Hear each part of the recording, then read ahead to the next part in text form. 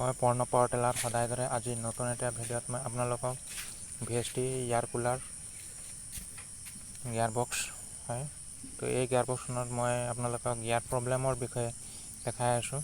তো এইটো চাইছে ফ্ৰকৰ পজিশ্যন নিউট্ৰেল ঠিকে আছে।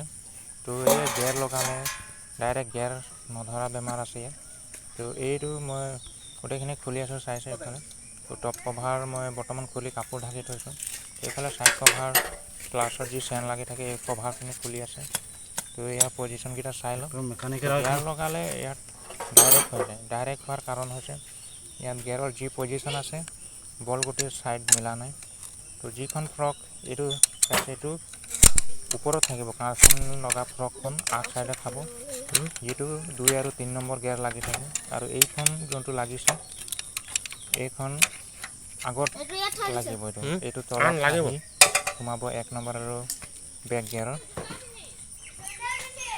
তো এই কাঁচিন চাইছে এইটো স্পকে এইটো পিনিয়নটো সলনি হ'ব আৰু কাউণ্টাৰ চাপটো বদলি হ'ব। আৰু আগফালে যি লাগি আছে 2 নম্বৰ আৰু 3 নম্বৰ সেইখন পিনিয়ন আৰু চেন লাগি থকা পিনিয়নখনো চেঞ্জ হ'ব। তো মই বৰ্তমান ফিটিং কৰিম, চাই থাকক।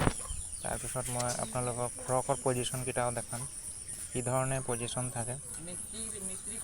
এই একেটা পজিশ্যনতে বহিব লাগিব।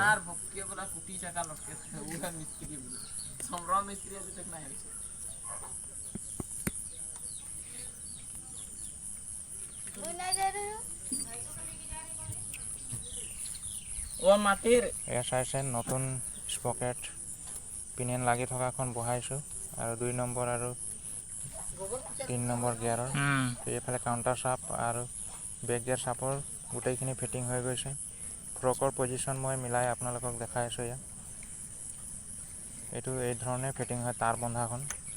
তো এতিয়া বৰ্তমান গোটেইখিনি গিয়াৰ জাম হৈ আছে।